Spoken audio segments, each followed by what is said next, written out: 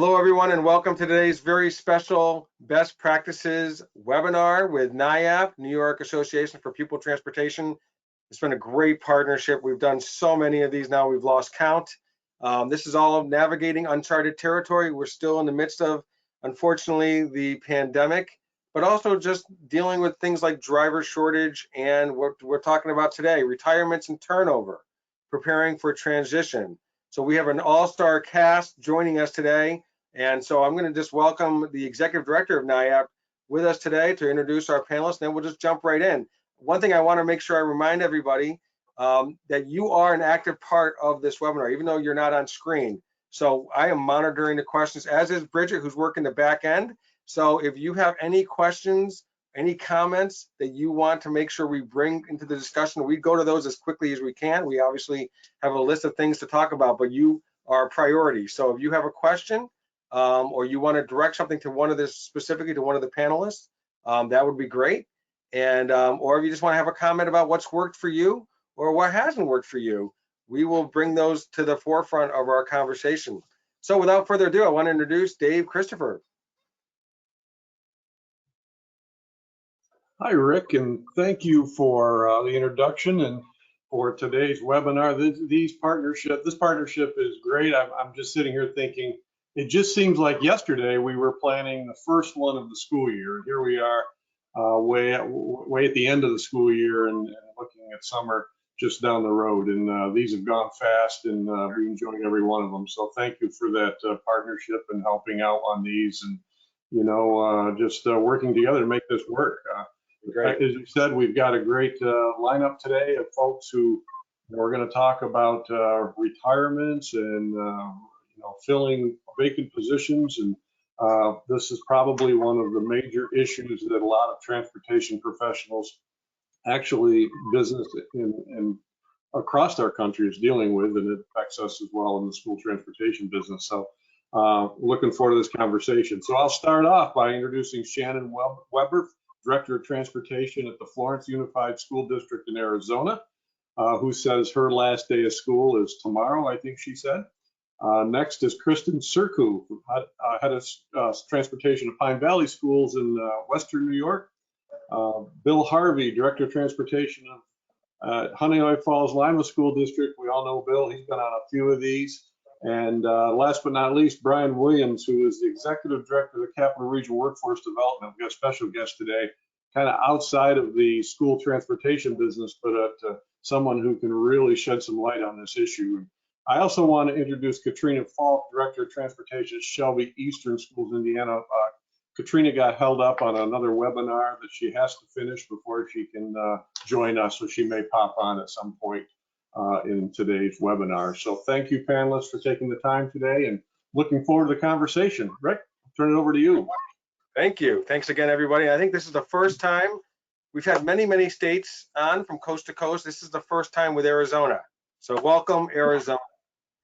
You are representing. Glad to be here. Very well. So for starters, I want to just kind of go through the line and have you introduce yourselves. Tell us a little bit about your districts, maybe the size of your district or number of students transported. Brian, obviously, I'm not going to ask you that question, but you can tell me a little bit about your job, your role, and if you have some sort of overarching perspective on this topic we're talking about right now in terms of retirements and turnover staff. So I'm going to start with Shannon, go to Bill, and then Kristen, and then we'll end with you, Brian. So go ahead, Shannon. Yeah, so I'm in a rural district in southeastern Arizona. We have about 800 square miles of boundary. Some of that not populated yet, but we're in a really big growth area. So lots of new rooftops happening, moving about 6,800 students a day and about 100 staff, about 90 buses. How long have you been in your role? This will be year 4 for me. And I moved up kind of through the ranks in this work. So kind of what we're talking about today, I had some opportunities. I was not originally in student transportation. So, but this is my 4th year as director. Excellent, excellent. We'll pull that out of you later, I'm sure. Mr. Harvey, a little personal on this one here. Can we say publicly why this is an important topic for you? But welcome to the panel. Thank you. Yeah, I'm Director of Transportation and Security at Honey Falls Lima School. Been on many of these with Rick and Dave and appreciate the opportunity to join you again. And I may have prompted this topic and subject matter with my pending retirement. So got about a month to go and I'll be packing it in after 38 years in pupil transportation. So yeah, it was a very pertinent topic for me today. Yeah, don't worry. Just because you retire, I think you guys all know, usually you can never really retire, right? So I'm sure you're going to be dragged back into the district. And I'm sure Dave is going to be dragging you into things. So, right, Dave? You can't get away. Already recruited. It's starting already, Rick. Very good. I love it. NYAPT has first dibs. That's fair enough. Fair enough. All right, Kristen, welcome. Hi, my name is Kristen Serkiu. I'm the transportation supervisor at Pine Valley School. I've been in this position for 1 year, about 1 year. Prior to that, I was a dispatcher for 3 years and a school bus driver for 14 years. So I've been in this industry for quite a while. We transport about 550 students. We're in a rural area as well in Chautauqua County, and yeah, it's going well here. That's great. Thanks so much. You have all of you have interesting stories. You have one I kind of want to I'm chomping at the bit to share it, but we'll get to it in a moment. And Brian, last but not least. Thanks, Rick, and thanks for having me here today. I'm the Executive Director of the Capital Region Workforce Development Board in New York State. We serve 3 counties with, I believe, 40 some odd school districts within our 3 counties. I'm trying to think on the map in my head. But, you know, for those of you out there that aren't familiar with your local workforce development boards across the country, essentially by an act of Congress, all the country is broken up into workforce development areas. And the role of a workforce development board is to act as a convener on all workforce services in terms of finding employees to help school districts and businesses, help retention of employees, and really the overarching piece of workforce development being economic development in all of our regions. I've been in the workforce development business for about 25 years. I also serve as president of the New York State Workforce Association. So, you know, I have quite a global perspective on the workforce world. And, when Dave and Rick kind of asked me about these topics, I said, well, you're not the only industry that's dealing with this. And, you know, that's something I kind of want to bring to the table and some ideas other industries have kind of looked at in terms of, you know, retention of employees as well as attracting new talent and transitional skill sets. That's great. Thanks, Brian. And I'm going to say it now. If you don't mind me saying this, Brian, now you're on camera, so you kind of stuff. But if anybody wants to reach out to Brian after today, you want to email me or Dave, I think, is it okay for us to share your Absolutely. email address? Of Okay. course. It sounds like when you say act of Congress, it sounds so serious. I know, right? I love that. And so I'm sure they may want to tap into you and some of the resources you can provide. Absolutely. Dave, I've got 2 questions before we even get out of the gate here for you. So I'm going to ask, if it's okay, Dave, I'm going to ask you 2 questions. One, Dave, they want to know if NYAPT offers certification as a transportation consultant for retired transportation supervisors and directors. So that's the first question. Well, I'm not sure what they mean by certification. We do have the ability to, well, let me back up. We do have a certification program for people who aspire to be transportation supervisors or those who maybe are transportation supervisors and want to move on to a higher level position, maybe pay some more money, et cetera. It gives them some flexibility to move. So yeah, we do have that certification program. It's called the Leadership Certification Development Program. And I will tell you that based on some conversations I've had with Brian and some workforce development folks at Hudson Valley Community College, we're seriously looking again at partnering with a local college to revitalize a certification program that was in place back in the early 2000s, because we really see a huge need here. There's a significant amount of new people in this business, and school districts are struggling to find good qualified people to fill the vacancy. So, and answer that question, yes. And I do have a follow-up question, but before I go further, I want to say this is going to sound strange, but this webinar may be a useful recruiting tool, even though we're talking about retirements, because I think that one thing that came out from our discussion, we did a dry run yesterday, folks, is that this is a career path, and that there is transitions to grow your career in this, even though some folks can probably relate to the idea that they didn't go out to do this. Kristen, I think you have a good story about that, that somebody tapped you but yet there are some people that maybe this is something you might want to forward to them as this conversation unfolds, how this might be something purposefully to go into. And Dave, the follow-up question for you, and then I'm just going to jump right in.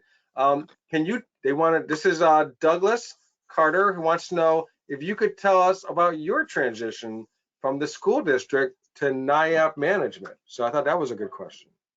Well, I had an interesting path. When I retired from the school districts, I actually retired because I had an offer in the private sector, and I had 35 years in New York State retirement system. So I said, yeah, maybe it's time.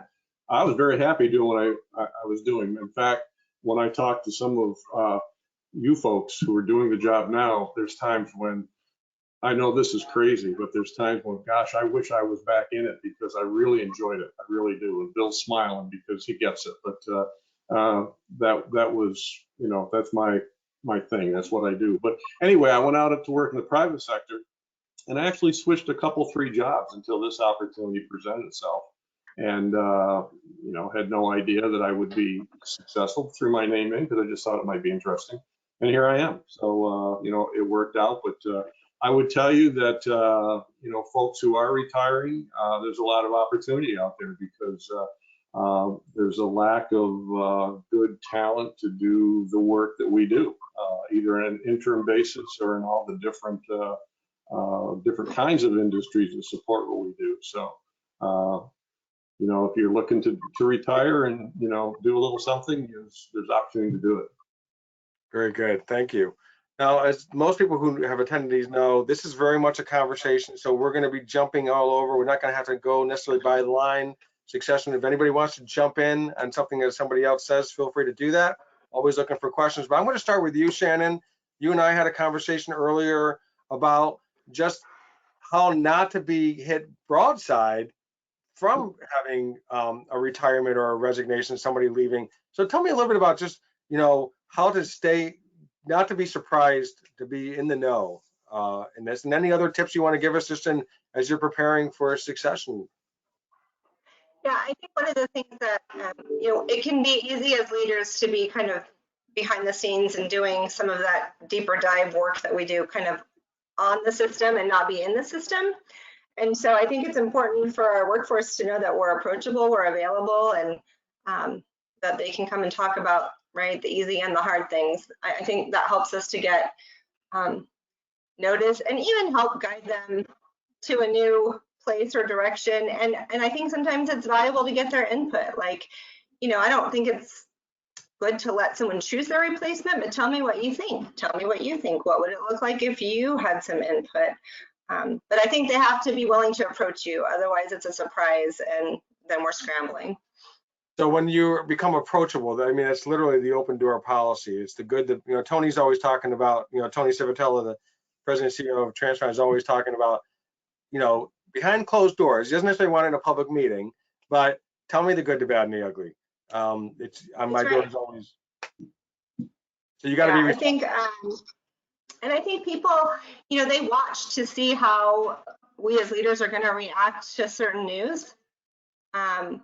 Like, there's no judgment. Sometimes people want to move on, and growth is positive, and we take the hit, but we can be genuinely, happy for people's, improvements, and then people will start to share things, right? And I think that you have to earn trust of your staff, and then it's helpful in your planning.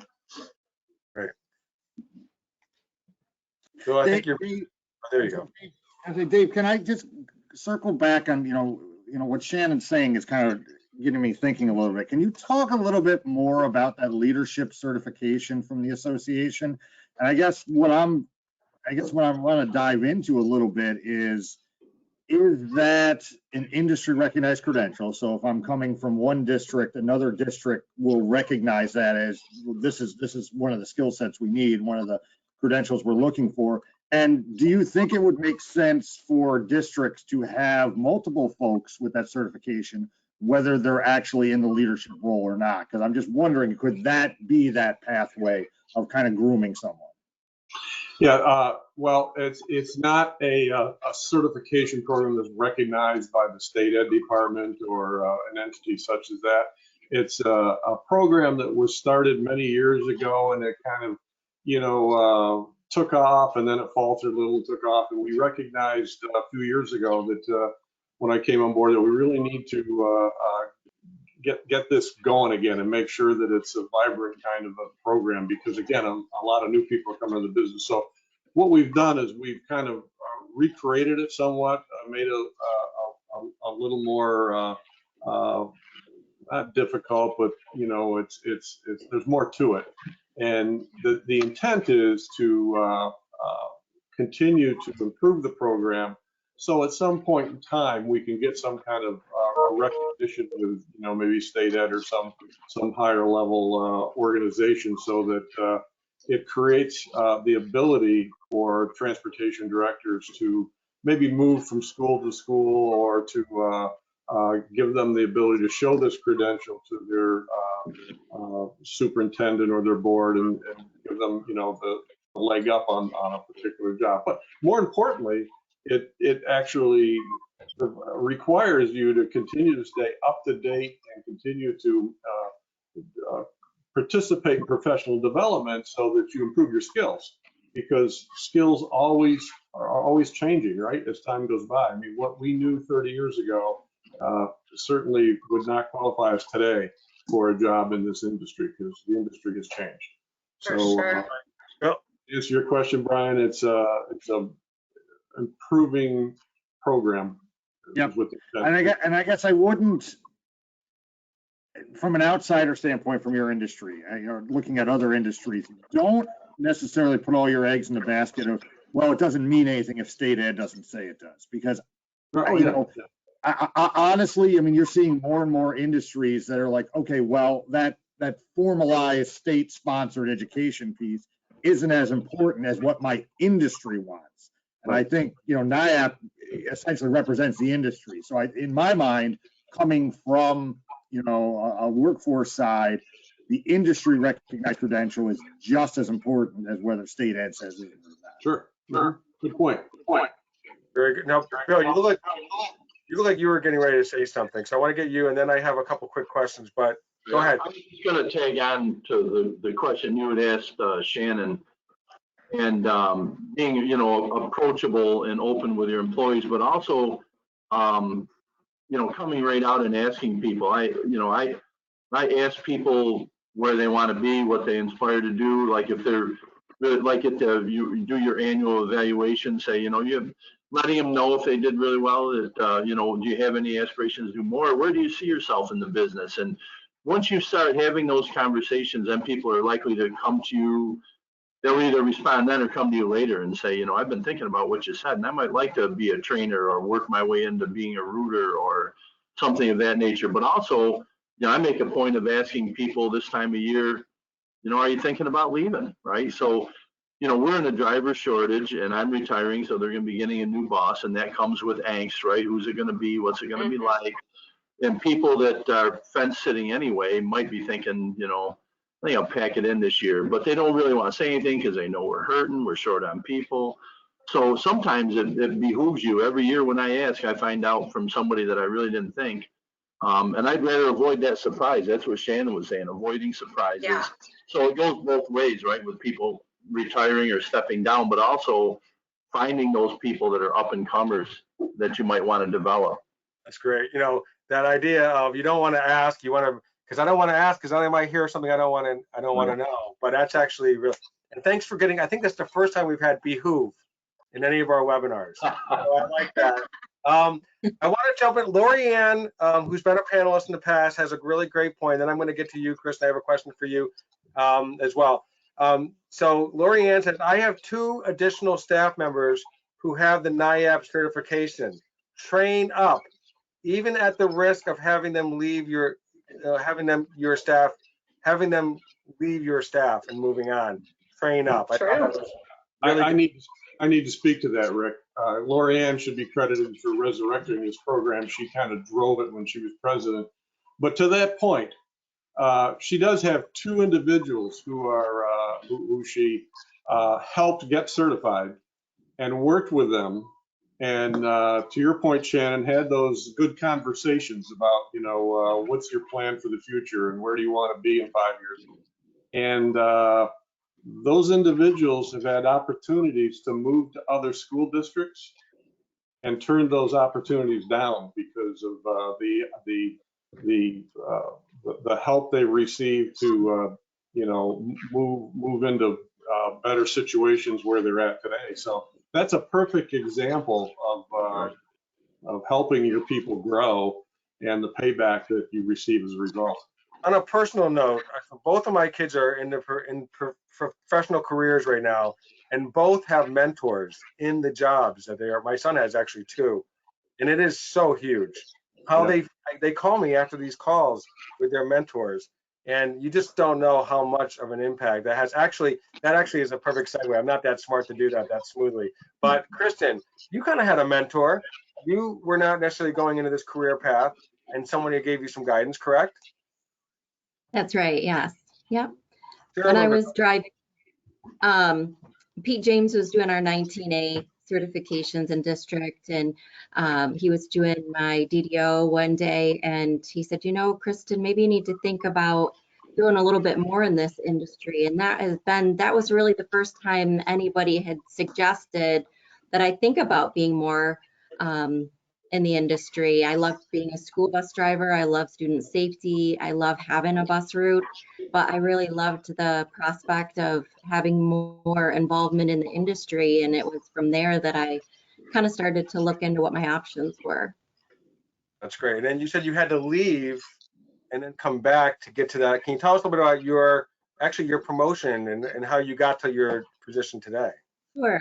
I had an opportunity in the Springville School District in Erie County to move into a dispatcher's position there. And Ann Rugg is the supervisor there, and she was an amazing mentor to me. She would take me under her wing and say, come and see what I'm doing. This is how you get through the process. This is what we do next. So every little kind of twist and turn of things, she was willing to not see me as someone that was maybe moving into her position, but that needed to know the industry in a way to move forward myself. And it was a really comfortable place to learn. And I'm very grateful for that. Great. So I'm just going to leave kind of a little bit of an open-ended question here. What has worked for you in terms of mentorship, in terms of, you know, do you have a pipeline? And how do you fill the pipeline? What do you look for? I know Brian yesterday during our drive and said, what skill sets are you looking for?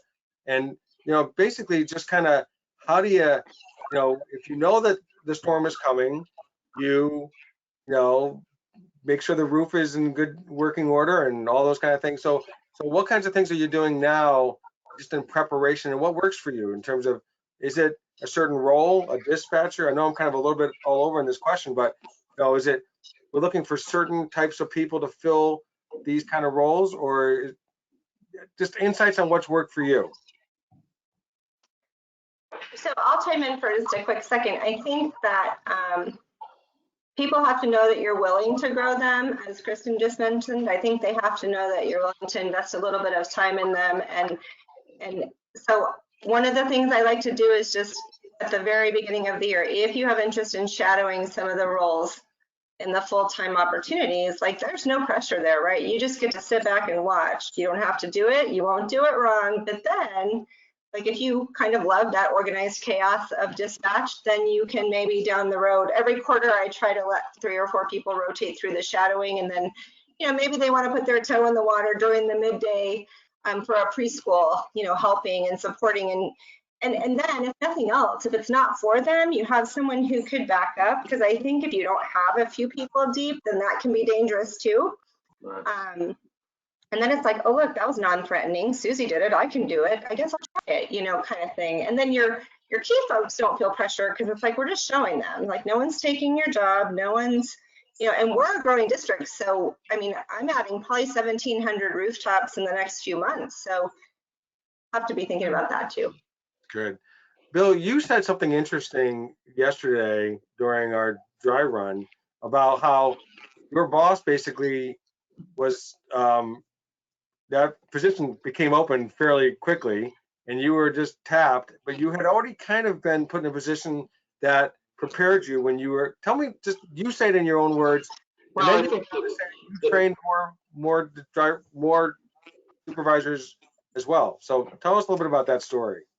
yeah, I think it's there's a ladder, right? It's progressing up the ladder and being able to take opportunities. And I've advised a lot that have worked for me over the years. I've been the director and kind of grown people up through, and then they'll have an opportunity and they'll be like, "Man, I like it here." And it's like every time you leave, you grow, right? And new experiences.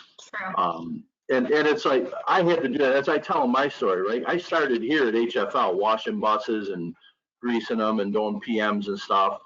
And then an opportunity came about, and I was recommended for it and got it as a head mechanic at another district. Really, probably did not have enough experience to do it, but I figured it out and leaned on people. But the point is, I grew into that, and then I moved and grew into a bigger district. Then from there, they grew me into an operations manager, right? So I went from low man mechanic to a lead mechanic to a lead mechanic at a bigger district to an operations manager. And then I never interviewed her. They just slipped me into the director's job.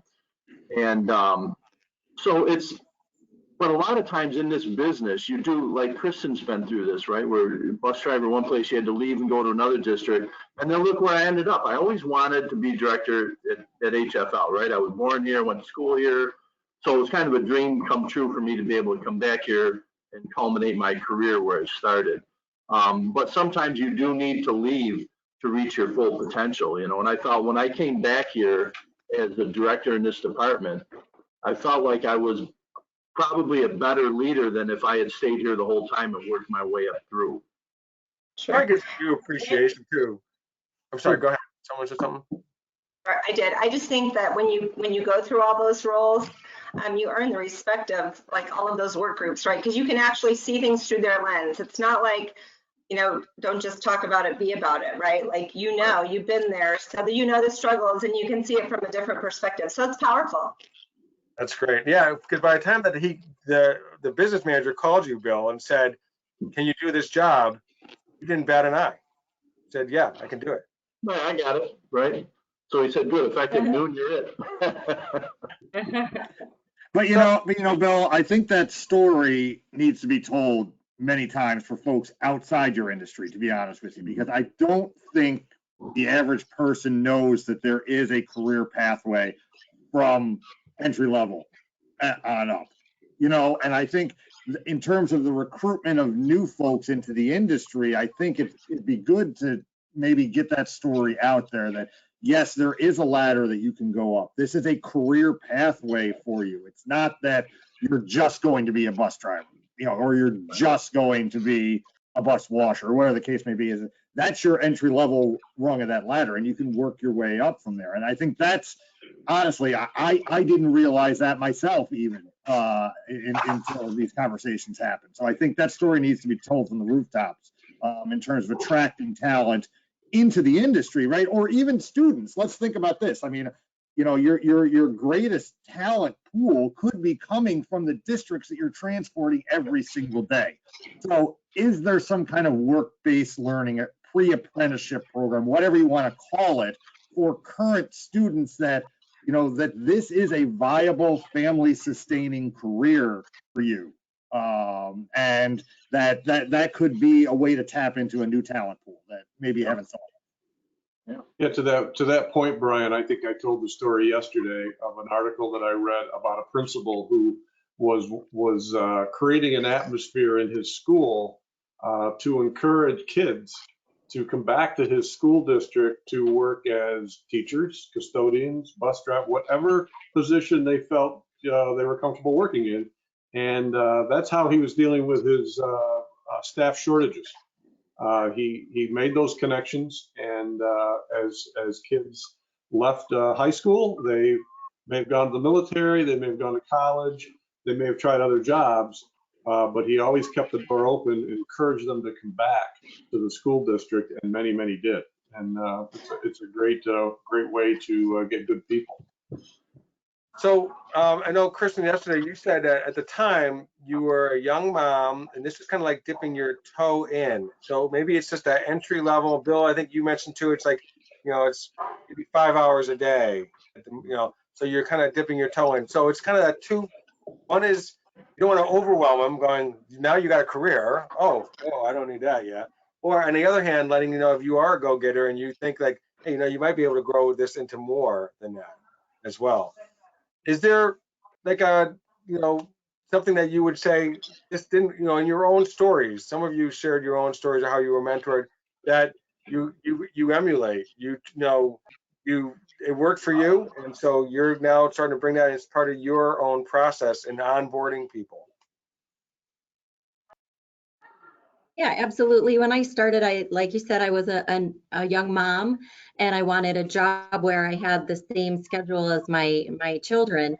So my mom was a school bus driver also, and I understood the split day, and I knew what that looked like. So it seemed like an easy option for me to consider. I interviewed a young mom the other day, and the last question I asked her was, why are you interested in student transportation? And she said, well, I hear there's room for growth here. And I was so pleased to hear that. I asked her where she had heard it from, and she said, well, one of your drivers has said that. So for me to hear someone young interested in student transportation as a career, I was really excited to hear the change in language and to have the perspective shift that you're not just bus drivers taking students to and from school, but there is room for growth and there's room for a career and a sustainable income in the industry. So I'm excited to bring her aboard. You said very emphatically yesterday, I made it in my notes here, our language has to change. Yeah. True. Meaning what? Give me some in terms of just, taking the word just out. And Yeah. Absolutely. I think you undermined the responsibility of drivers and transportation employees when you use the word just before their title, the responsibility and the care and the training involved for bus drivers and bus attendants. We see what's expected of them every year, maybe even just inside districts, what's expected, but at a state level also. So I think that I would never want to undermine our employees and the value that we have in them and their expertise in their field. that's great. Now, Bill, I'm going to ask you a question, and as I'm asking, I'm going to ask the people who are attending, maybe they can fill in some thoughts that work for them.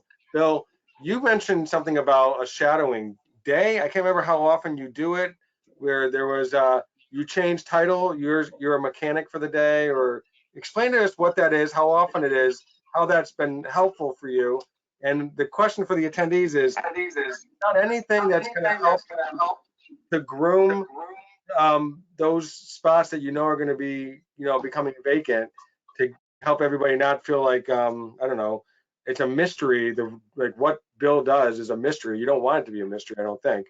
So tell us a little bit about that. I think that was a neat idea. Yeah, when I was the director at Pittsford Schools, it's a school system about twice the size of where I am now, and we had a lot of we had an A and B shift with mechanics. We had multiple head drivers, dispatchers, driver trainers, and our Do My Job program came about from people like, I don't know why I got to do with them. When I watch them, they don't do anything all day long, right? So you get people like nobody knows what you do until they do what you do, right? So we said, all right, well, I'll tell you what, why don't you be the head mechanic for the day? Why don't you be a dispatcher or head driver for a day? And we would rotate around and let people get in. We started with just the office staff, but then we worked it into, the rank and file a little bit, if you will. And people really enjoyed it. And it actually, every time you do something like that, you have unanticipated results, right? Unforeseen things occur. And one of the things we found was the group became tighter. Right. And so, when you have 140 employees working somewhere, some of them you'd mention somebody's name and they're like, well, what bus do they drive? Oh, that's that guy. I never knew what his name was. Like, he's been working here for a year, but Little things like that you do help people to have a greater level of respect for what their coworkers do and what challenges they face. And so a lot of times they approach each other differently, but it also built some unity and teamwork and a growth of respect too there, I think. So it served multiple purposes, and quite honestly, we started it, you know, and we're kind of jokingly, I think one of the mechanics go, yeah, well, let me do his job for a day, I'll show you, right? So like, that's not a bad idea, but once we started it was fun. We had a good time doing it, and we moved people around, and you know, as I stated, there were many unforeseen benefits. That's great. Yeah, I think, yeah, what a great way to build community, right? Oh, wow. I guess I won't make those snarky comments anymore about what I thought you do. That's right? a good Because the point. culture is important, and I can imagine it definitely impacts the culture in a positive way for sure. And that takes that just word out, right? That takes that just word out of that language. I mean, you know, your current staff really are your recruitment ambassadors for your team, because that's what everybody is. They're part of the team. You're not just anything. That's right. great. And I will tell you that I think all of us would agree that when we have like an opening, we want to add head driver, or somebody retires and we want to backfill that person. And Shannon mentioned this, right? That you need to have a bench. You need to know who's next up. And to me, when I, like a lot of those people, because there's more of them, they come out of the driving staff, right? But you have your drivers.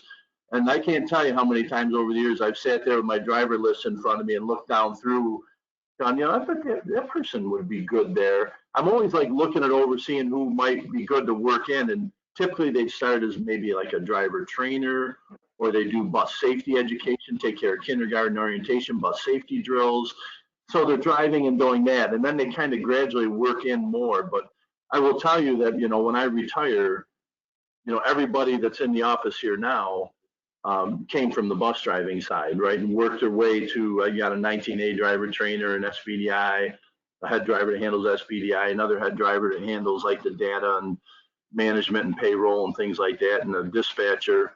But they all started, you know, our dispatcher started like Kristen did, right? She was a mom, had kids in this schedule fit and everything, but now her kids are grown and gone, and she came in the office as a head driver, part-time head driver, then full-time head driver, and now she's taken over as dispatcher. So I told my people at our last safety refresher that, you know, going forward, you know, I know they're anxious about who the new supervisor will be and what that'll be like. But I said, really, it's like, I don't get it done every day. You all get it done every day. I'm sitting in my office here. You all are the ones that achieve what we achieve every day, right? And so don't be worried about who's sitting in the office, because their job, they're all experienced, good people, and they're going to support you the way I've supported you. That's my job, is to help you succeed. So I think that's like building up the people so they're not just a bus driver, right? I hear we have to be a cheerleader for sure. I also hear coaching. I hear like, that's a coach. You know, you guys are out on the court, we're out on the field, but I'm going to help equip you the best I can, train you, get you to be as successful as you can. I'm the coach, and you're making that. We have a quick poll question.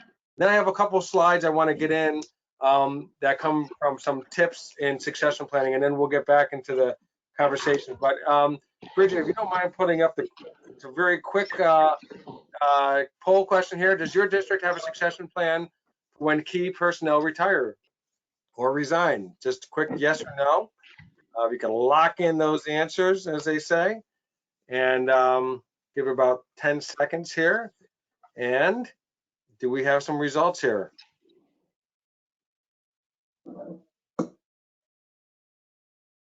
So what's that percentage? I don't see the percentage there. Is it 75% don't have a plan? Don't have a plan. Yes, so great. we're 75%. Thank you so much, Bridget. And then if you could go to the next slide, talk a little bit about succession planning. This was so Shannon, one of our panelists, was featured in a school bus fleet publication all about succession planning. And so that story, which had a lot of wisdom from Shannon, also included some bullet points from two different sources. One's the National Institutes of Health. So I'm just going to read them. Sorry if you guys don't mind. A couple of things to do for successful succession here. Identify critical positions. Develop eligibility requirements. Identify a talent pipeline. Nominate successors from qualified positions. We've touched on most of these already. evaluate your succession plan, which we just heard from most of our attendees don't have one, and they're probably not alone. And then create an action plan to prepare the successor. And then if you could go to the next slide, Bridget, please. This is from School Bus Fleet. They have put together their own tips as well, is to have a comprehensive job description. I think that's very helpful. What's expected of my role? I don't know if you all have, do you all have job descriptions for all of your positions? Yeah. And are you, Bill, did you write your job description of your successor, knowing what you do now, or not? No, because they'll do things a little different, right? Because I'm the safety and security, so they'll but really it's kind of like, for what we did was I spent my time putting together roles and responsibilities and job descriptions for everybody else that's here. Because a new leader that comes in, they are the leader, they're going to have experience, and what they need to know is what everybody else is doing and what they're like, who's in charge of what's their area of responsibility. I focus heavily on that.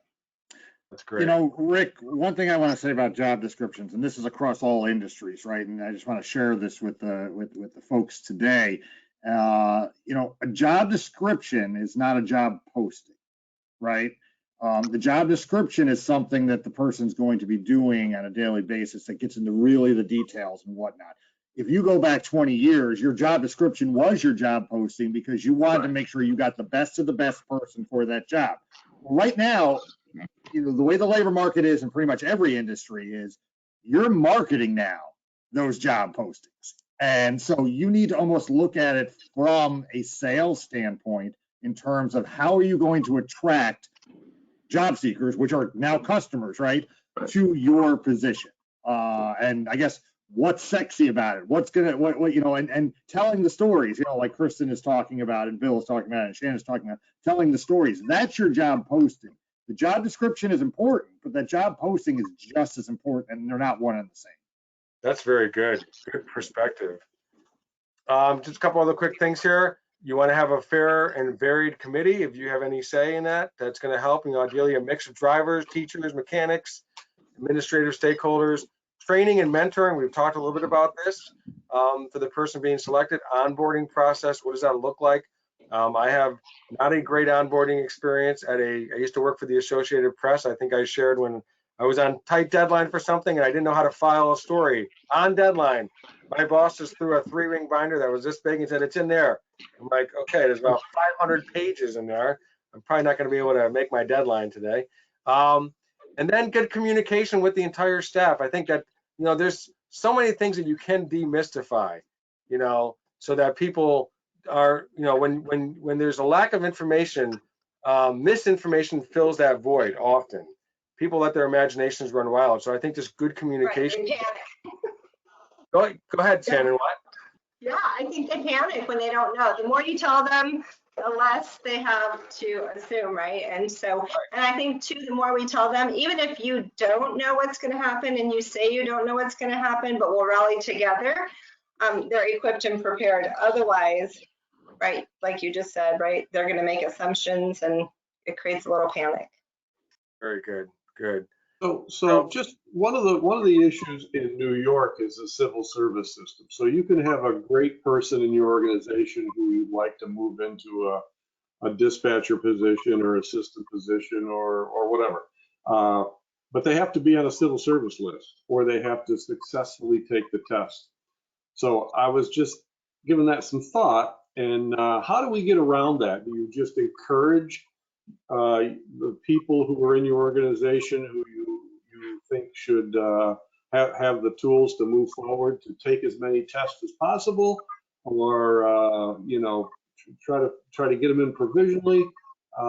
What strategies can people use to get around that problem? Because again, you can have someone who's got all the skills you need, but if they're not on that list, they don't get the job.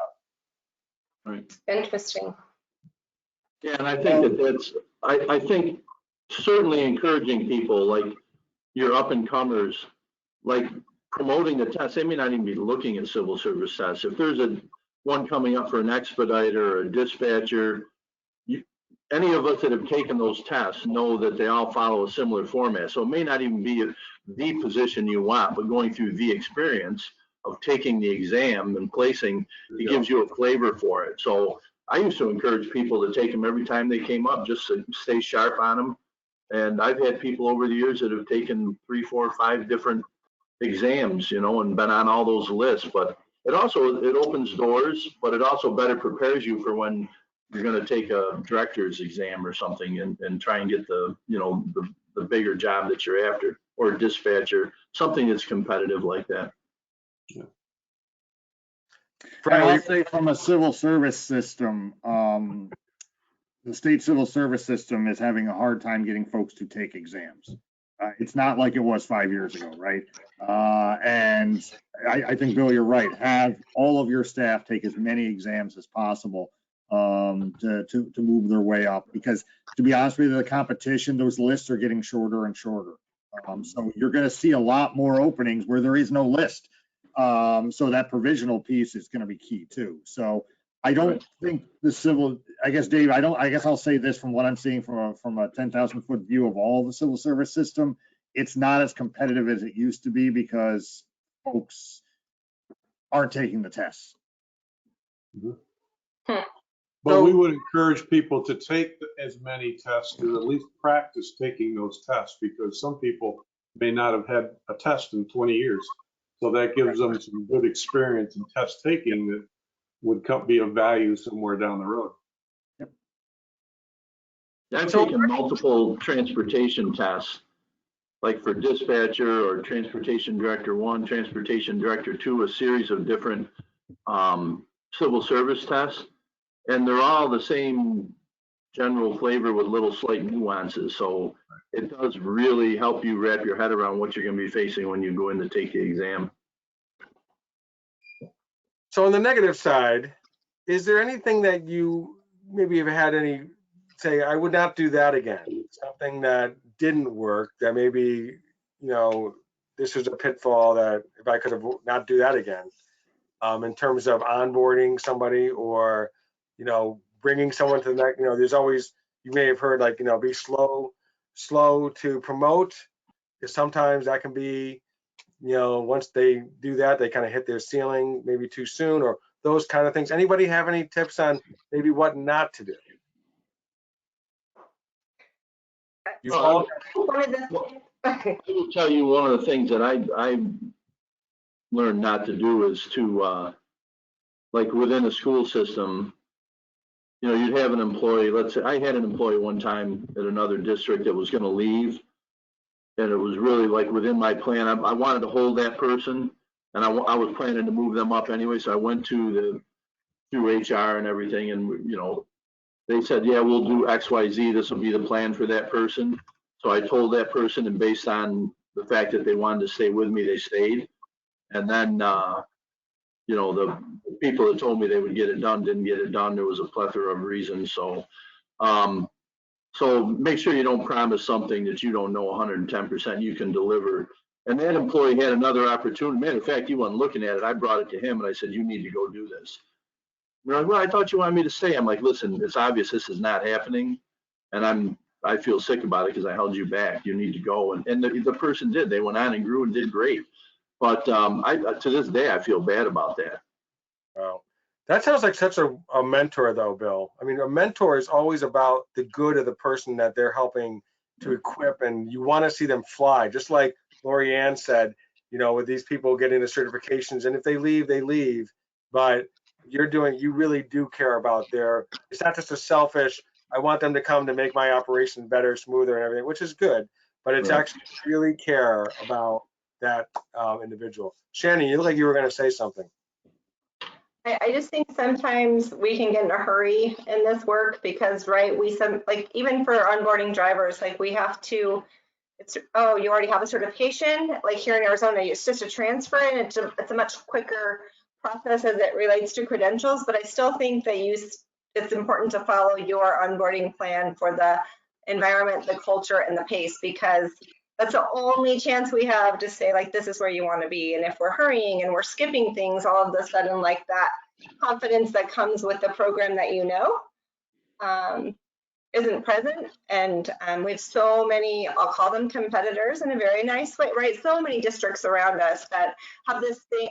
I mean, sometimes that's the only thing that isolates you. So if you have a plan, trust your plan. Like, don't deviate just because it could be quicker, because usually that ends up in a failure of some sort. Dave, you look like you want to say something. Yeah, I was thinking back at a personal story, somewhat to Bill's point, and this goes to people who are thinking about moving on but are apprehensive to do it. And I've had conversations with a couple people through the years who are kind of, oh, I don't know if I want to leave this job. It's secure. I got a job offer over here. Personal story, when I kind of first started out in this business many, many years ago, I was working for a school district, and I had an opportunity to go to work in the private side. And it was a management type job. And first offer I turned down. And I went back to my job in the school district. And for 6 months, I regretted that, because this was an opportunity for me to grow and to do better, you know, more higher level opportunity that probably would have taxed me even more than what I was doing at that point in time. And I worked for many months to get that offer back again on the table. And I finally did, and I moved on. Very happy now that I did that. And I would tell you that I've moved on several times since then to different kinds of jobs, and I never regretted one move. So to those folks out there who are looking to move into other positions, but are a little apprehensive, which is normal, right? Because you may be in a secure job where you're comfortable and you've done it for a while. You know, push yourself a little bit, because, you know, I think you do grow, and there's an element of self-satisfaction there. And how many of you know that, like, your diamonds in the rough in your own organization don't sometimes know what they know? But if you can sit with them and ask, like, tell me about this, tell me about that, let's talk about this, what would you, all of a sudden it's like that's very encouraging. Like, see, you do know, like, that you're giving answers that are right, powerful and solid, and sometimes they don't know what they know. So I think we have to be careful to remember to encourage and cheerlead, right? Those who are just like the workhorses, who don't ever, like, they just do what you ask them to do, but they know a lot more than they realize. Great. And Shannon, that comes back to making sure you're very intentional about that skill set you're looking for as you're trying to bring folks up in the leadership piece, and being intentional on writing it down, actually putting it on paper, and you'll see that the skill set that's needed may not be what you're kind of focusing on too. So I think, you know, honestly, to all the participants, spend some time figuring out what those skill sets are. And the skill sets might not be those hard skills. They might be what we call those soft skills, that they can communicate well, that they can multitask. All of those things are probably more important than the hard skills. The hard skills can be taught, can be learned. Right. So Shannon, you said diamond in the rough, and it made me think of a story. And so I'm near Niskayuna High School, and there was a wrestler, Greco-Roman wrestler named Jeff Blatnick, who wound up winning, you know, the gold. I believe it was the gold medal in the Olympics. And amazing story. What happened really was the gym coach, who was also the wrestling coach, sees Jeff Blatnick in the hallway, big guy, walking down the hallway, basically grabbed him and says, "You're joining the wrestling team." Changed his life, changed the wrestling program's life. Amazing story. But the thing is, do you have those eyes to see, or are we so sometimes, I got the blinders on, I've got to get someplace, or I got this immediate task. Yeah, he looked up and he saw something, and he wasn't waving his hand. Jeff Blatnick wasn't raising his hand. He didn't try out for the team. So it's being active too, and just, you know, I think, Shannon, you mentioned yesterday, going to job fairs. So for past conferences, we talked about going to PTA meetings or other things, and just being super active on raising the flag, because I think you guys have a calling. And I think the other thing that I think Brian was kind of alluding to a little bit too is that not just what's sexy in your job, but the fact that you have purpose.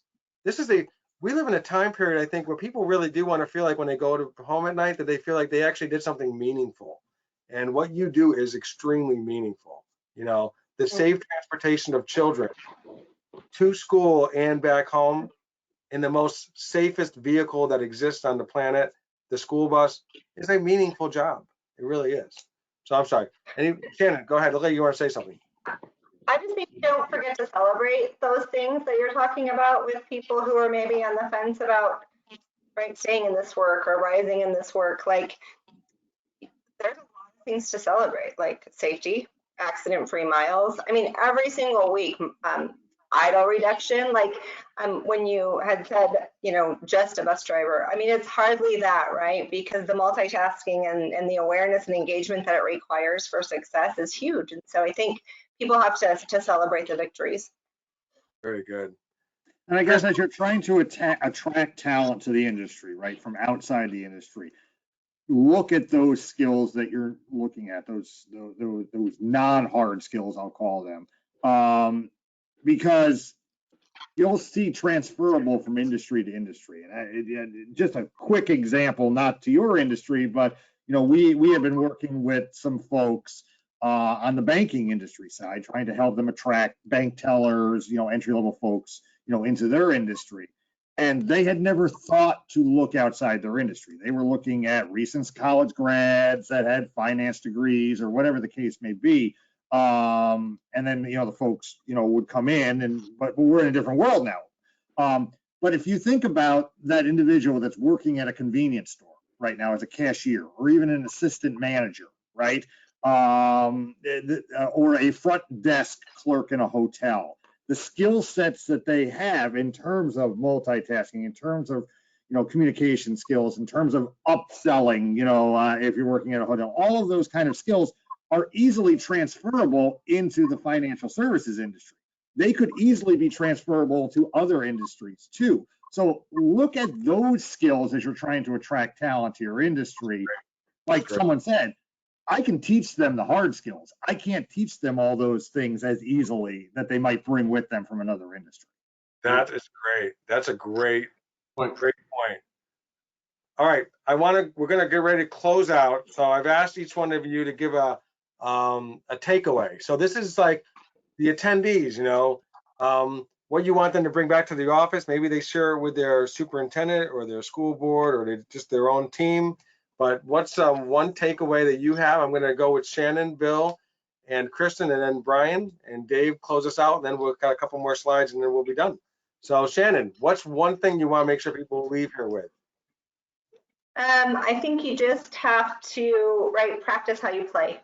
So, you know, like if we say it, it must be so. So if you have a gap in the succession or in planning for future folks, like spend the time to set the steps and then follow them. And this is a village. Like there's many industry leaders that will help you not have to reinvent the wheel. So don't be afraid to reach out and ask for, you know, a copy or guidance or input. That's great. And you also said something earlier that kind of dovetails into that, is trust the process. You create a process and trust the process. Very good, Shannon. Thank you. Bill. Well, my takeaway would be that 75% of the attendees said that they did not have a succession plan at their district, right? So maybe the succession plan is not for the director's position or the transportation supervisor's position or the superintendent. School districts generally, in my opinion, are not good succession planners, but that doesn't mean you can't be, right? Within your department, I have always, you know, had the bench, had a succession plan, and be thinking about who I'm going to move where if something happens. So even though your district may not have one, you should have one and best manage your bench and build that potential within. So have your own if your district doesn't have one. That's awesome. Thanks, Bill. Kristen. What I think I hear a lot of, and I love to hear, is about having that bench, that lineup of people that are learning, or Shannon said the other day, for people 3 deep to understand what's going on and to not be afraid to talk to your people and learn what they're capable of and what they're interested in, and to be that mentor to them that, you know, and thankfully I did have, but maybe we all didn't. So to fill that void and to communicate the opportunity that's available to them so they understand it well. That's great. You know, you both have mentioned benching, so I'm going to have to just share one quick story. So I'm a Mets fan. So the other day there was a story about he's a bench player. He plays the outfield for the Mets, but he's a reserve outfielder. And let me get his name here. I don't want to mess it up. Oh boy, now I can't. Anyway, okay. So he's basically a bench warmer, and he made a comment. Oh, Travis Jankowski. Okay, and he made a comment. He was interviewed by some reporter who asked him about, how big of a role he was playing for the team, and he said, no one's going to be buying my jersey, but I still think there's a big part of what I bring to this table that is very important and very neat for a winning team. Okay, no one's going to buy my jersey, right? They're all buying the stars, the Grom, and all the stars, right? Well, one of the teammates on the team, actually, Eduardo Escobar, actually a week later brought a bunch of jerseys with his name on it and gave it to all the other teammates, and they all ran out on the field for practice with his uniform on. And basically, it was the idea that we all have a role to play. We all have a role to play. And there's no just, Brian, as you were saying, there's no just. And so he goes, I wasn't saying it to get a pity party, but he goes, I got to tell you, it felt really good to see DeGrom wearing my jersey. That was kind of cool, So anyway, build that bench, because you may need that bench. That bench, as a qualified bench warmer in high school, every once in a while, they put me in, and So Brian, go ahead, and then Dave, close us out. So Rick, I knew I liked you even more that now that you're a Met fan. And to add to that story, I believe the next game that Travis played in, he went 3 for 4. But that kind of plays into what one of the things I wanted to leave with folks is, don't be down that 75% of the participants here say they don't have a succession plan. That's pretty much across every industry. We as a country have done a terrible job. And a lot of that came back to, folks that, retired. Really, we had 3 times the number of folks that have retired across the country in the last year than we normally have. And folks were not willing to act as those mentors because they were like, oh, I don't want to have those young whippersnappers come and take my job, right? Kind of thing. Well, now we're in a position where we didn't bring folks up. So, as your drivers, as your bus monitors, any of your other staff are stepping up to be mentors, they're getting just as much out of being that mentor as it is for the mentee. So, as we talked about before, your current staff is your recruitment ambassadors. Have them have that 360 view of who would be good to be part of their team to work with them. And look at folks outside those industries that you normally look at. Very good. Excellent. Thanks so much, Brian. And David. Well, I think the role of the transportation supervisor director has changed significantly in the past few years. It used to be, if you knew a lot about the yellow bus and you could drive well, you were in. And as we talk about these kinds of things, I think that leaders in this industry need to expand their horizons, get involved in these kinds of discussions, because it's real. It's the responsibility of the leaders in this industry to fill these roles, because if we don't fill these leadership roles, I see the industry in having more problems than the bus driver shortage, because you folks are the safety advocates. You're watching out every day to make sure things are done right and done safe, and so I think you have to embrace it. Learn about these different issues and find ways to solve these problems as leaders in the industry. That's great. Super. Well, I want to thank all the panelists so much for giving time. I know how busy it is, and I just want to thank you for taking time to share your expertise, your insights. We do like to take a poll here about, not only topics that we want to be covering in these webinars, and then we also do have a specific question about what you're expecting at your district in terms of turnover. Slightly different question than what we asked today during the webinar.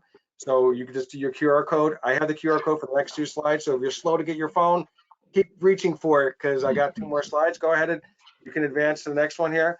Do you have a story? We are always looking for stories to share how you do what you do, successes. You do not need to be a Transfinder client.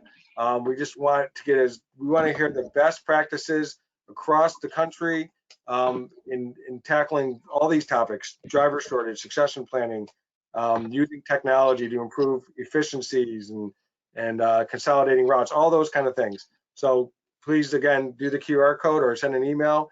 And then we'll see you next month, June 23rd and then we're going to take July. Dave, we're taking July off, right? Coming back in August. We're going to take summer off. We're going to give everybody July off. But I just want to make sure you mark your calendars. So we'll see you on June 23rd. Once again, I want to thank Shannon, thank Bill, Kristen, and Brian, and Dave, of course. I appreciate your leadership at NYAPT. That succession plan to get you in the NYAPT worked very well. So we're super happy to have you there. And until then, hope you all have a great rest of your day. Great. Thanks, everybody. Appreciate you having us. Thank you all for. Thank you.